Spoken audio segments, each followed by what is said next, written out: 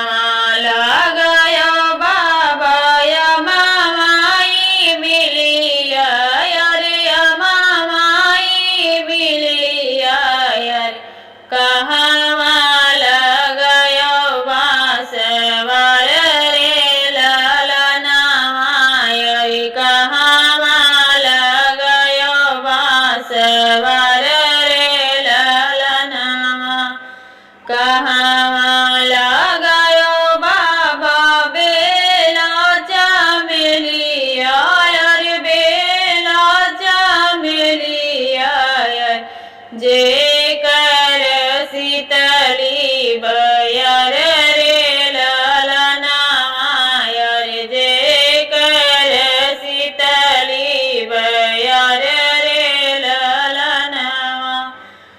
दुआरा लगायो बेटिया मामाई मिलिया रे मामाई मिलिया यार खिड़की लगायो बांसवार रे ललना यार खिड़की लगायो बांसवार रे ललना अगना लगायो बेटी बेला चमेलिया यार बेला चमेलिया यार जे कर शीतली बयार रे ललना यार जे कर शीतली बयार रे ललना कहाँ पे बोल बाबा सुगना पापीहरा यार सुगना पापीहरा यार कहाँ पे बोले कगरे ललना यार कहाँ पे बोले कगरे ललना दुआरा जे बोले बेटी सुगना पापीहरा यार सुगना पापीहरा यार खिड़की पे बोले कगरे ललना यार खिड़की पे बोले कगरे ललना कहाँ पे गुजा बाबा काला भमरवा यार काला भमरवा यार जे कर शीतली बयार रे ललना यार जे कर शीतली बयार रे ललना अगना में गुजर बेटी काला भमरवा यार काला भमरवा यार जे कर शीतली बयार रे ललना यार जे कर शीतली बयार रे ललना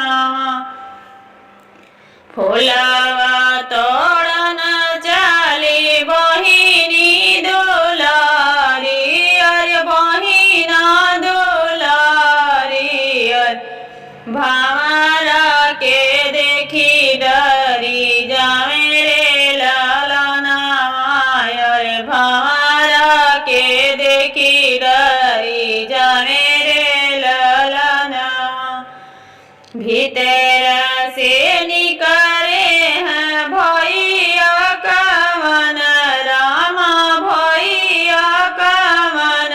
रामा बहिनी से पूछ लगे बात रे ललना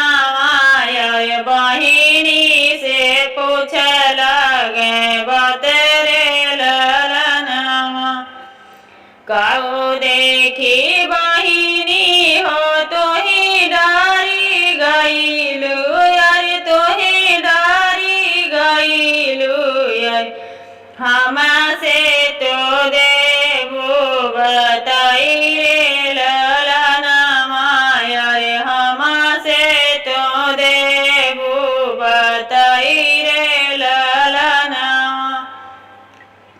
बाबा फूलवरिया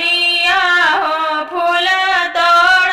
गईली, अरे फूल तोड़ गईली, अरे भावरा जे गुजई डल रे ललना, अरे भावरा जे गुजई डल रे ललना। ओह देखी मोरे भैया हम